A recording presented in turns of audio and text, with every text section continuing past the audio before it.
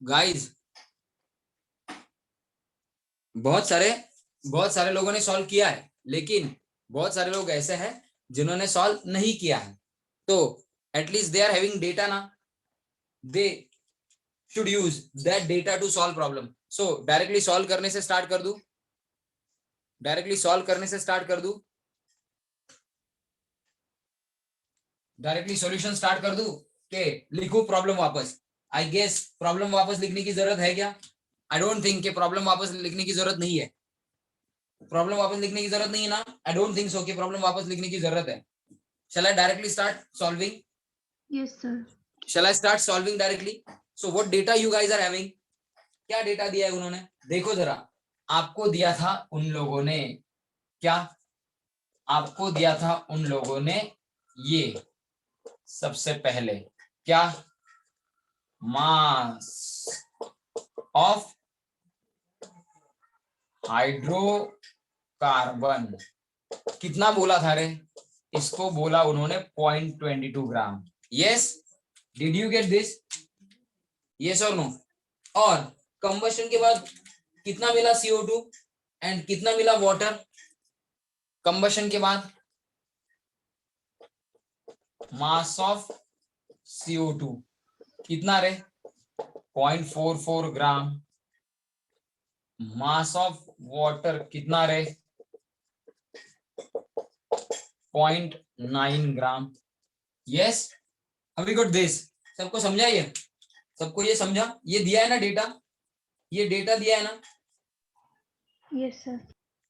तो आपको पता करना है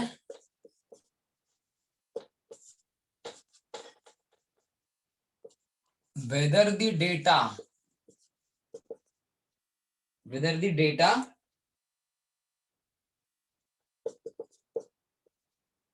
is in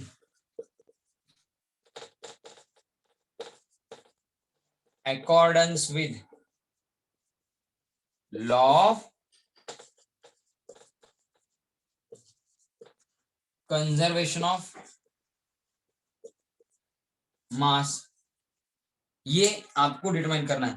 तो लॉ ऑफ कंजर्वेशन ऑफ मास के अकॉर्डिंग डेटा है कि नहीं, ये प्रेडिक्ट करना है।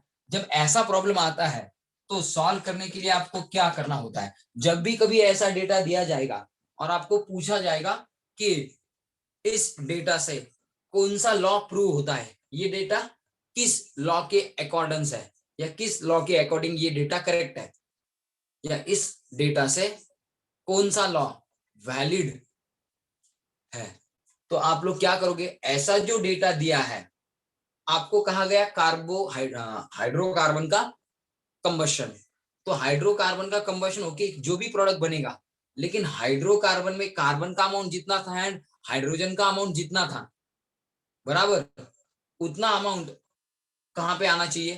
कार्बन एंड हाइड्रोजन का इन प्रोडक्ट। सो कार्बन का CO2 बन जाए, हाइड्रोजन का वाटर बन जाए, लेकिन कार्बन जितना हाइड्रोकार्बन में है उतना ही कार्बन का अमाउंट, जितना CO2 प्रोड्यूस हुआ है उसमें कार्बन का उतना ही अमाउंट होना चाहिए जितना हाइड्रोकार्बन में है, एंड वाटर जो प्रोड्यूस हुआ उसमें हाइड्रोजन का उतना ही अमाउंट होना चाहिए जितना जितना हाइड्रोकार्बन में बिफोर रिएक्शन था।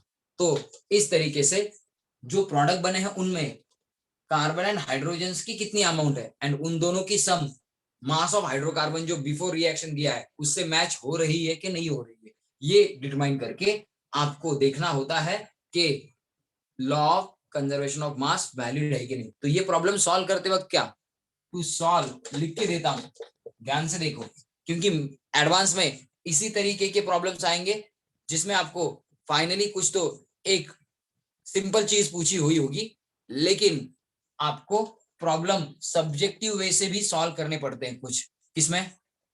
एडवांस में सब ऐसे data based problem.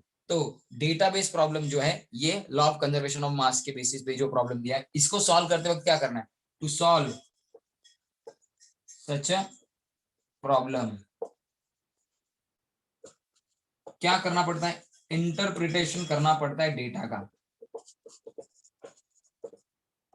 Is necessary. अब इंटरप्रिटेशन करना मतलब क्या? That is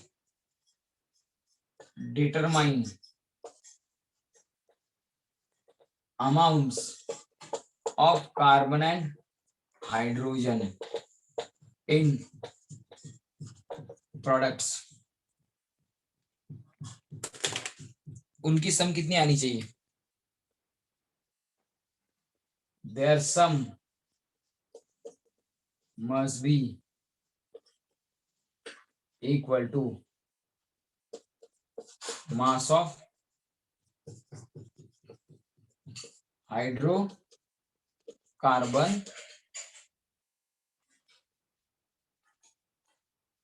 before reaction. Before reaction mass of hydrocarbon जो है, before reaction mass of hydrocarbon जो है वो before reaction mass of hydrocarbon जितना है उतना मास ऑफ हाइड्रोकार्बन, उतना मास ऑफ हाइड्रोकार्बन आना चाहिए, उतना मास ऑफ हाइड्रोकार्बन आना चाहिए। कब? प्रोडक्ट जो बने हैं उनमें कार्बन और हाइड्रोजन के अमाउंट का सम, जितना मास ऑफ हाइड्रोकार्बन दिया है बिफोर रिएक्शन उतना आना चाहिए। तो आपको इसेंशियली क्या करना है? इसेंशियली आपको पहले मॉलिक्यूलर वेट निकालने पड़ेंगे CO2 के, as per formulae molecular weight of CO2 है क्या? मॉलिक्यूलर वेट ऑफ CO2 मतलब जिसका मॉलिक्यूलर वेट निकालना है उस मॉलिक्यूल का 1 मोल इतनी अमाउंट कंसिडर करके उसमें जितने एटम्स है जिन जिन एलिमेंट के उनके भी मोल्स कंसिडर करके इनके एटॉमिक मासेस, इनके CO2 में जो भी एलिमेंट्स है या किसी भी कंपाउंड में जो भी एलिमेंट्स है उनके एटॉमिक मासेस इन ग्राम पर मोल कंसिडर करके उनका एडिशन करके for one mole molecular weight of that compound निकाला जाता है। तो CO2 का मॉलिक्यूलर वेट निकालते वक्त CO2 का 1 मोल मान के चलना है। CO2 के 1 मोल में 1 टाइम कार्बन यानी कि 1 मोल कार्बन का एटम है, एंड O2 मतलब 2 ऑक्सीजन है, 2 ऑक्सीजन है मतलब 2 मोल ऑक्सीजन एटम्स के है, ऐसा मान के चलना है। एंड कार्बन के 1 मोल एटम्स का मतलब 1 मोल ऑफ कार्बन का mass in gram plus 2 moles of oxygen का मास, इनका एडिशन करके CO2 का मोलार मास निकालना है। तो 1 mole into atomic weight of carbon plus 2 times है ऑक्सीजन तो 2 मोल मानना है, 2 mole into atomic weight of oxygen, ऐसा सम करके आपको वैल्यूज पुट अप करके CO2 का मॉलिक्यूलर वेट निकालना है। क्यों? पता चल जाएगा, स्टैंडर्ड रिलेशन मिलेगा। मॉलिक्यूलर वेट निकालने से क्या मिलेगा? Standard relation. 1 मोल कार्बन यानी कि मॉलिक्यूलर वेट ऑफ कार्बन जितना है उसमें कार्बन एक बार है मतलब कार्बन का मास कितना है, ये स्टैंडर्ड रिलेशन मिलेगा। तो अगर 0.44 ग्राम CO2 मिला हो तो उसमें कितना आएगा, क्रॉस मल्टीप्लीकेशन करके इस पर्टिकुलर प्रोड्यूस्ड CO2 में कितना कार्बन है ये निकालना है। इसलिए पहले स्टैंडर्ड रिलेशन पता होना जरूरी है। तो 1 मोल ऑफ कार्बन यानी कि 1 mole into atomic weight of carbon कितना होता है 12 ग्राम पर मोल प्लस 2 मोल है, 2 मोल इनटू ऑक्सीजन का एटॉमिक वेट 16 ग्राम पर मोल, कितना आता है, मोल मोल कैंसिल, मोल मोल कैंसिल, कितना आता है 1 इंटू 12 प्लस 2 इंटू 16 यानी कि 12 प्लस 32 यानी कि 44 ग्राम, इतना आता है molecular weight. Molecular weight of CO2 44 ग्राम है, इसका दूसरा मतलब है 1 मोल ऑफ CO2 मॉलिक्यूल्स का वेट 44 ग्राम आता है। Have you got this guys? ये समझा सबको? ये समझा सबको? मॉलिक्यूलर वेट निकाला कैसे निकाला, ये समझा, समझ में आया सबको?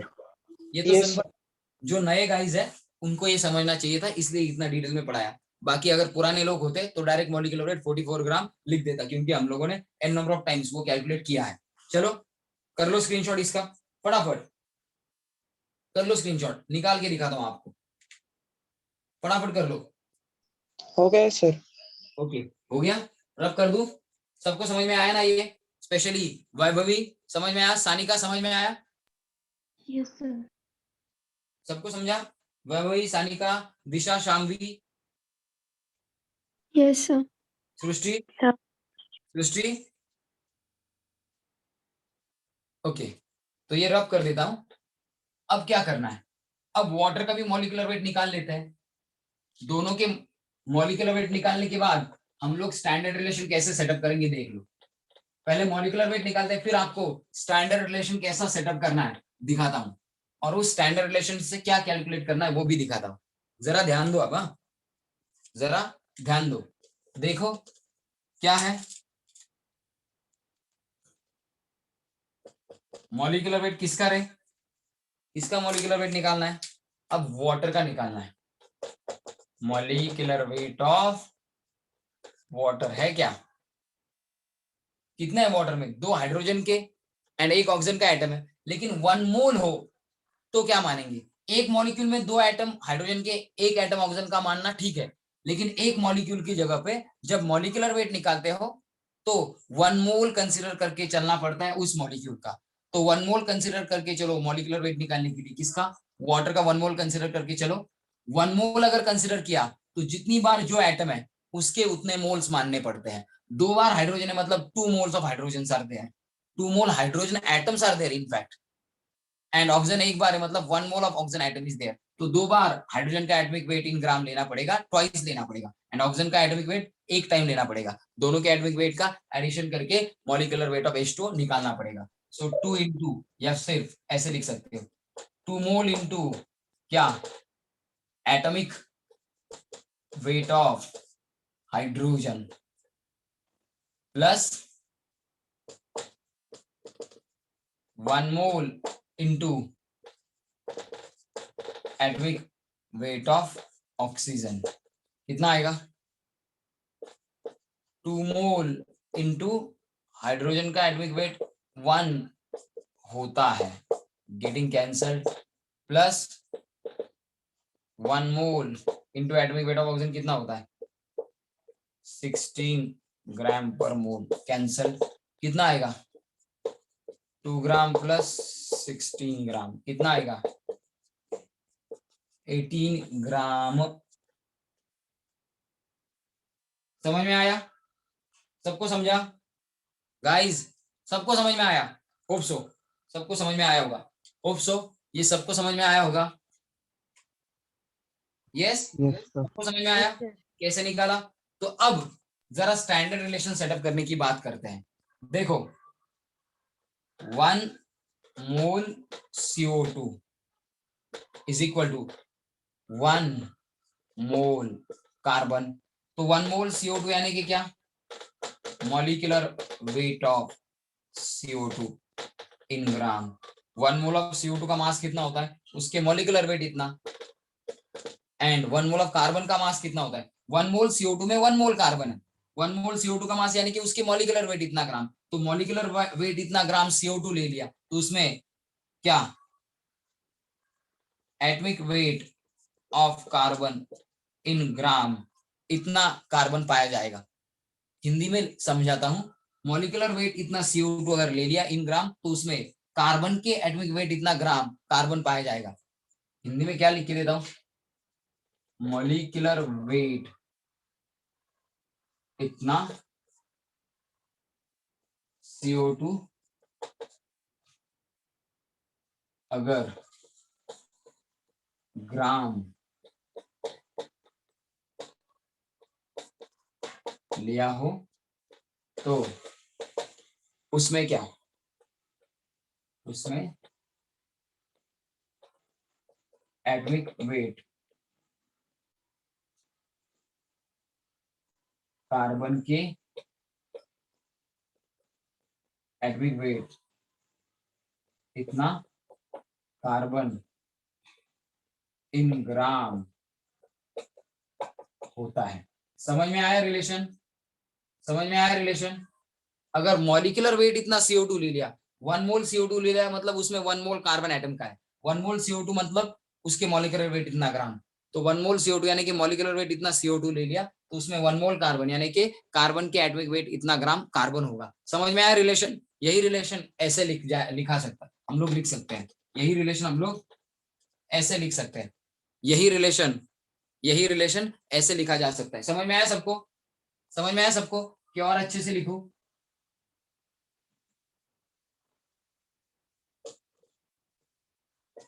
अब समझ में आया? अब समझ में आया?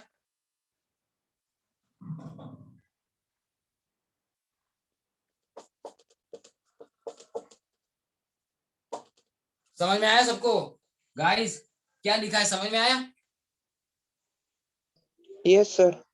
संस्कृति कुछ समझा? शामवी वैभवी कुछ समझा? Yes sir. Sanika yes sir. क्या? मॉलिक्यूलर वेट ऑफ CO2 इतना ग्राम में ले लिया तो एटॉमिक वेट ऑफ कार्बन, उसमें कार्बन का कितना मास होगा? कार्बन के एटॉमिक वेट इतना, तो मॉलिक्यूलर वेट CO2 कितना निकाला है? 44 ग्राम ऑफ CO2। उसमें कार्बन का एटॉमिक वेट कितना होता है? 12। उसमें 12 ग्राम ऑफ कार्बन है। अगर 44 ग्राम में 12 ग्राम कार्बन, देन 0.44 ग्राम CO2 में कितना ग्राम कार्बन होना चाहिए? क्रॉस मल्टीप्लीकेशन नहीं कर सकते क्या? क्रॉस मल्टीप्लीकेशन करना है क्या?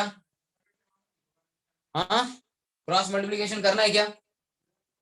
Therefore 0.44 gram CO2 is equal to 0.44 gram into 12 gram carbon upon 44 gram CO2। Gram of CO2 cancel. 0.44 यानी कि क्या? 44 इंटू 10⁻⁻²। 0.44 को ऐसे लिखा इंटू 12 ग्राम अपॉन 44 कैंसल। कितना आएगा? 12 इंटू 10⁻,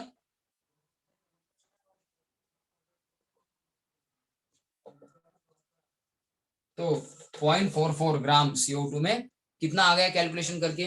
0.12 ग्राम इतना कार्बन आ गया। सबको समझा? ये जो भी लिखा है सबको समझ में आया कि नहीं आया?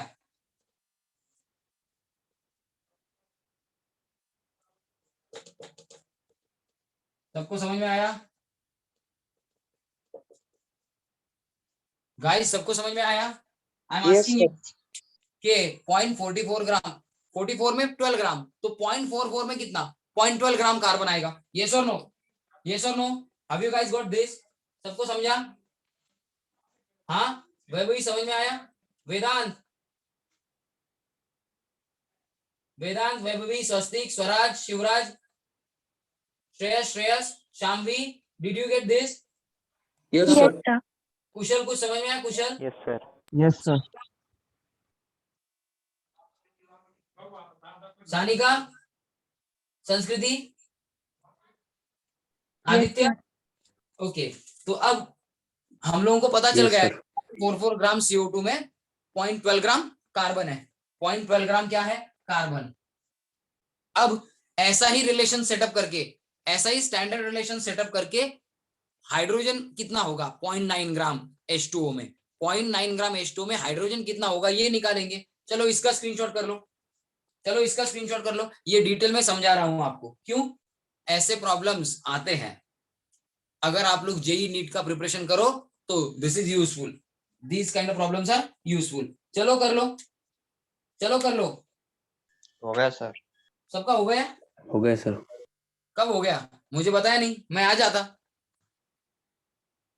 आदित्य, कौस्तुभ, मुझे बताते तो मैं आ जाता ना, क्यों नहीं बताया? सर स्क्रीनशॉट हो गया। स्क्रीनशॉट हो गया, ऐसा बोलना फिर, मुझे क्या पता क्या हो गया। Okay, let it be. चलो फटाफट फटाफट रिमेनिंग पार्ट भी क्या करते हैं? सॉल्व कर देते हैं। जरा ध्यान से देखो, सेम रिलेशन सेटअप करना आना चाहिए, बैलेंस्ड रिलेशन सेटअप करना आना चाहिए खाली। देखो अब अगर मैं वाटर का मॉलिक्यूलर फॉर्मूला कंसीडर करूं, यानी कि 1 मोल अगर मैं वाटर का कंसीडर करूं, तो आपको क्या दिखता है रे? मॉलिक्यूलर फॉर्मूला के अकॉर्डिंग एक वाटर के मॉलिक्यूल में 2 एटम होते हैं। किसके? हाइड्रोजन के, क्योंकि हाइड्रोजन का कोएफिशिएंट 2 है। तो अगर एक वाटर मॉलिक्यूल में हाइड्रोजन एटम्स 2 बार है, तो 1 मोल वाटर मॉलिक्यूल लिया जाए, 1 मोल लिया जाए, तो हम लोग क्या लिखेंगे? 2 mole hydrogen atoms are there. 1 mole माना वाटर का तो 2 ही मानेंगे, लेकिन मोल मानेंगे हाइड्रोजन के। ये स्टैंडर्ड रिलेशन है। तो 1 मोल वाटर यानी कि molecular weight of H2O in gram, इतना मास ले लेना। वाटर के मॉलिक्यूलर वेट इतना मास ग्राम में ले लेना, यानी कि 1 mole of water. And 2 mole of hydrogen atoms मतलब क्या? 2 times atomic weight of hydrogen in gram ले लेना। हाइड्रोजन के एटॉमिक वेट हाइड्रोजन का atomic weight in gram twice ले लेना, मतलब मॉलिक्यूलर मतलब 2 मोल्स ऑफ हाइड्रोजन एटम्स ले लेना, 2 मोल्स ऑफ हाइड्रोजन एटम्स ले लेना मतलब atomic weight of hydrogen twice ले लेना, 1 मोल ऑफ वाटर ले लेना मतलब molecular weight of H2O in gram ले लेना। तो मॉलिक्यूलर वेट इतना H2O का ग्राम में लिया तो उसमें एटॉमिक वेट ऑफ हाइड्रोजन के ट्वाइस इतना हाइड्रोजन पाया जाता है। तो ये कितना निकाला हम लोगों ने 18 ग्राम। सो 18 ग्राम ऑफ वाटर अगर लिया हो तो उसमें 2 इंटू 1 ग्राम 2 इंटू 1 ग्राम यानी कि 2 ग्राम ऑफ हाइड्रोजन वहां पे होगा। तो 18 gram of water contains 2 gram of hydrogen, ये है हमारा स्टैंडर्ड रिलेशन। तो इससे क्या निकाल सकते हो, देन ये निकाल सकते हो कि नहीं, 0.9 ग्राम 0.9 ग्राम H2O में कितना, चलो कर लेते हैं क्रॉस मल्टीप्लीकेशन, चलो कर लेते हैं क्रॉस मल्टीप्लीकेशन, क्या आएगा, therefore 0.9 gram H2O is equal to 0.9 gram H2O into 2 gram hydrogen upon 18 gram H2O, cancelled, क्या आएगा 0.9 इंटू 2 यानी कि 1.8 ग्राम हाइड्रोजन। अब ये 1.8 ग्राम हाइड्रोजन डिवाइडेड बाय 18 कितना आएगा 0.1, कैसे 1.8 यानी कि क्या 18 into 10 to the power -1 upon 18 यानी कि 10 टू द पावर -1 यानी कि 1/10 1/10 यानी कि 0.1 ग्राम हाइड्रोजन। तो 0.9 ग्राम H2O जो बना है, इस 0.9 ग्राम H2O में 0.1 ग्राम, इस 0.9 ग्राम H2O में 0.1 ग्राम हाइड्रोजन है। तो हम लोगों को हाइड्रोजन की अमाउंट भी मिल गई, वाटर इस प्रोडक्ट में हाइड्रोजन की अमाउंट मिल गई, CO2 इस प्रोडक्ट में कार्बन की अमाउंट मिल गई। तो total amount of carbon plus hydrogen कितने आएंगी वो निकालेंगे। चलो करो स्क्रीनशॉट, चलो करो स्क्रीनशॉट, इसका स्क्रीनशॉट कर लो रे,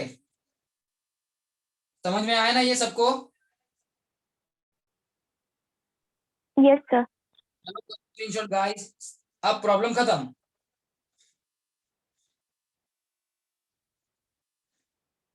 हो गया स्क्रीनशॉट सबका, यस सर।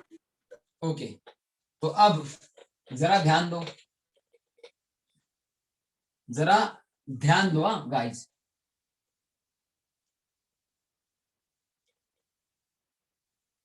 सिंपल एक चीज लिख के प्रॉब्लम सॉल्व करना है।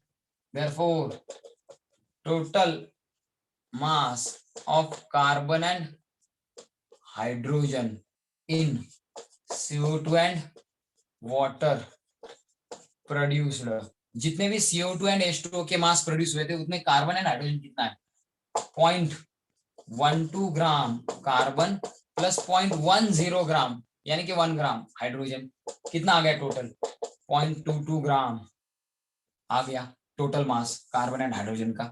And mass of hydrocarbon before reaction कितना था, इतना ही था ना, इतना ही था ना मास बिफोर रिएक्शन हाइड्रोकार्बन का, हाइड्रोकार्बन मतलब कार्बन एंड हाइड्रोजन का, उतना ही मास कार्बन एंड हाइड्रोजन का प्रोडक्ट में है। तो जितना मास कार्बन एंड हाइड्रोजन का यानी कि हाइड्रोकार्बन का बिफोर रिएक्शन दिया था उतना ही कार्बन हाइड्रोजन का मास आफ्टर रिएक्शन प्रोडक्ट में पाया गया। तो क्या weights of carbon and hydrogen after combustion and weight of hydrocarbon before combustion same है क्या डिफरेंट, देयरफॉर हाँ तो लिखेंगे weights of carbon and hydrogen after combustion is equal to weight of hydrocarbon यानी कि carbon and hydrogen before reaction कितना है 0.22 gram 0.22 gram equal है, therefore this data is in accordance with law conservation of mass. समझा कुछ? This data is in accordance with law of conservation of mass. समझ में आया सबको? कर लो स्क्रीनशॉट, यही प्रूव करना था, कर लो स्क्रीनशॉट. दिस इज व्हाट हम लोगों को प्रूव करना था, यही प्रूव करना था रे. चलो करो स्क्रीनशॉट.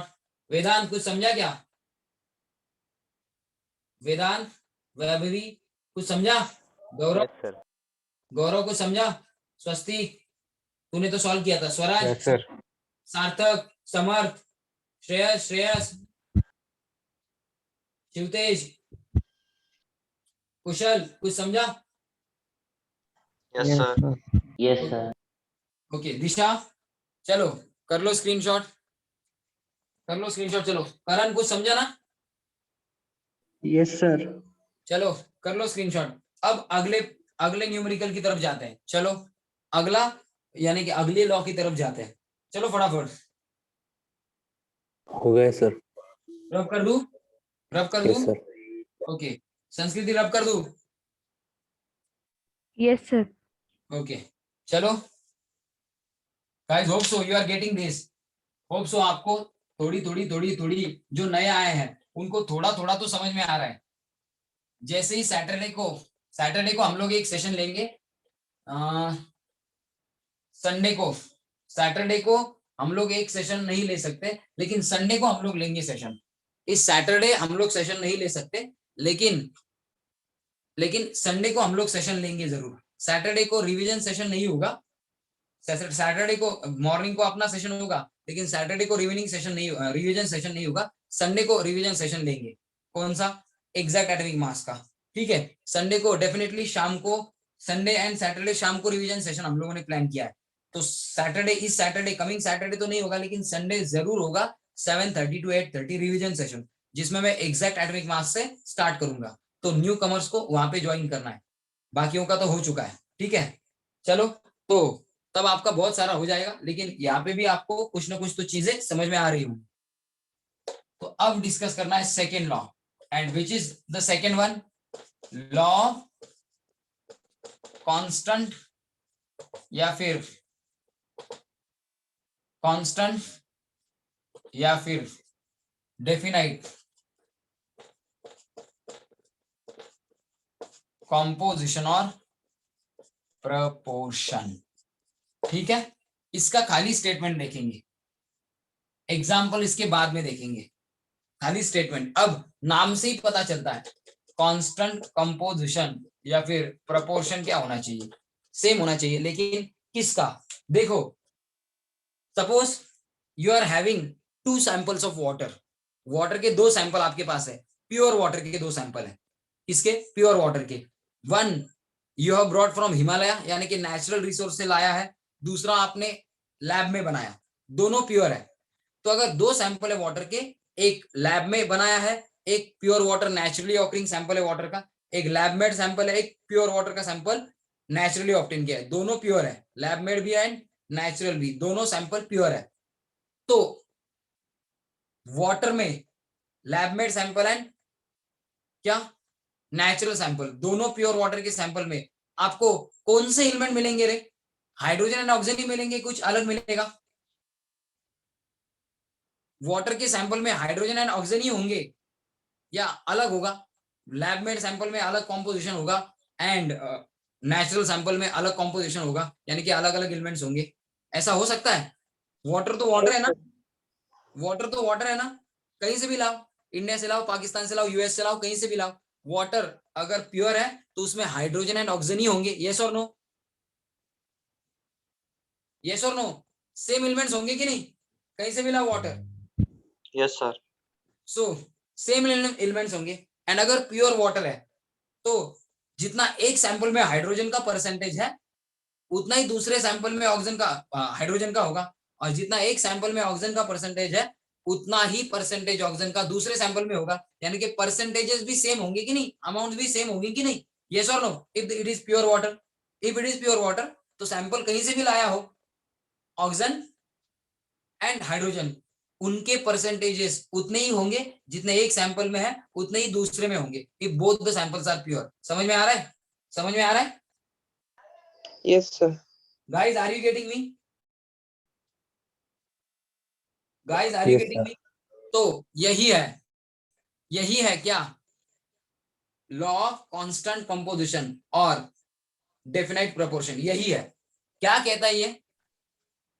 अगर आपके पास एक ही प्योर कंपाउंड के अलग अलग सैंपल्स हो, कोई मैनमेड हो कोई नेचुरल हो, उसका मेथड या वे ऑफ प्रिपरेशन कुछ भी हो, लेकिन अलग अलग सैंपल एक ही प्योर कंपाउंड के हो, एक ही कंपाउंड के प्योर सैंपल्स आपके पास अलग अलग हो, डिफरेंट डिफरेंट तरीके से ऑब्टेन किए हुए सैंपल्स हो, उनमें वही एलिमेंट्स उतने ही प्रोपोर्शन में होते हैं, यानी कि same elements are found in same proportion. याद क्या रखना है? Same elements are found in same proportion, same elements are found in same proportion या कांस्टेंट कंपोजिशन, इतना याद रखना है। तो ये simple day to day life के एक्सपेरिमेंटल थिंग पे बेस्ड लॉ है। उन्होंने बहुत सारे प्योर कंपाउंड बनाए, कुछ लैब में बनाए, कुछ नेचुरली ऑकरिंग सब्सटेंसेस लिए और उन्होंने परसेंटेज निकाल के देखा। बहुत सारे कंपाउंड पे ये उन्होंने रिसर्च किया, तो उनको पता चला एक ही कंपाउंड के 2 3 4 अलग अलग सैंपल्स आपके पास है, सभी सैंपल्स प्योर है, वो सभी एक ही कंपाउंड के हैं, तो उन सभी में वही एलिमेंट्स वही प्रोपोर्शन में मिलेंगे। ये एक्सपेरिमेंटली ऑब्जर्व फैक्ट है, उसी पे ये लॉ बेस है। तो मैं स्टेटमेंट बता दूं अब? Shall I tell you the statement? Statement बता दूं मैं आपको, चलेगा? Yes, sir. स्टेटमेंट क्या है? जोसेफ प्राउस्ट करके एक साइंटिस्ट था, उसने ये लॉ पुट अप किया है। Joseph Proust, law of constant या डेफिनेट कंपोजिशन, जोसेफ प्राउस्ट का कंट्रीब्यूशन है। Conservation of mass, Lavoisier का कंट्रीब्यूशन है। ये सबसे एंशिएंट लोग थे, मतलब 17th सेंचुरी के एंड में इन लोगों ने रिसर्च चालू किया था अपना। तो वो नाम याद रखने की जरूरत नहीं, जस्ट कोई पूछे किसने स्टेट किया law of conservation of mass, Lee Voyager.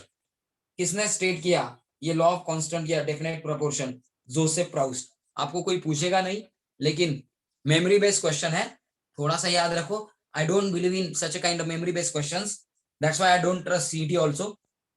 But क्या है, हमारी सिस्टम ही ऐसी है, तो आप लोगों को कुछ मेमोरी बेस्ड चीजें तो याद रखनी पड़ती है। ठीक है, चलो स्टेटमेंट बता देता हूं। क्या स्टेटमेंट है? इट स्टेट्स दैट, अब ये जो स्टेटमेंट है रेफरेंस बुक से लाया है, आपके एनसीईआरटी की बुक में थोड़ा वर्डिंग वगैरह चेंज हो सकता है। इट स्टेट्स दैट, क्या स्टेट करेगा? कुछ भी नहीं, या कुछ करेगा? It states that same compound is always composed of, same compound always composed of की जगह पे मैं आपकी बुक का वर्ड लिख देता हूं, always contains same element in same proportion, same element in same proportion, contains same element combined in, ऐसा लिखता हूं, combined together in same or fixed proportion। ये है स्टेटमेंट। तो एग्जाम्पल भी दे देता हूं,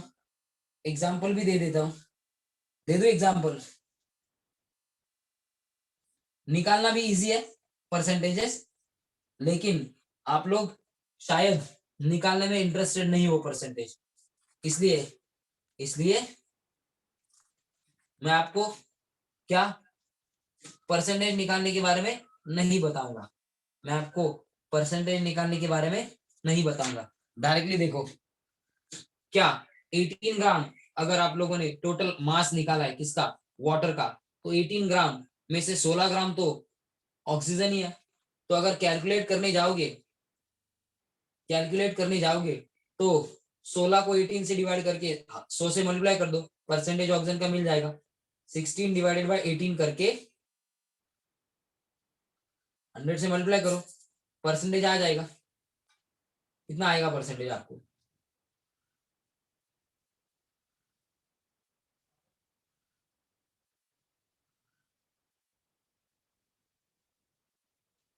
देखो एग्जाम्पल देता हूं, एग्जाम्पल देखो,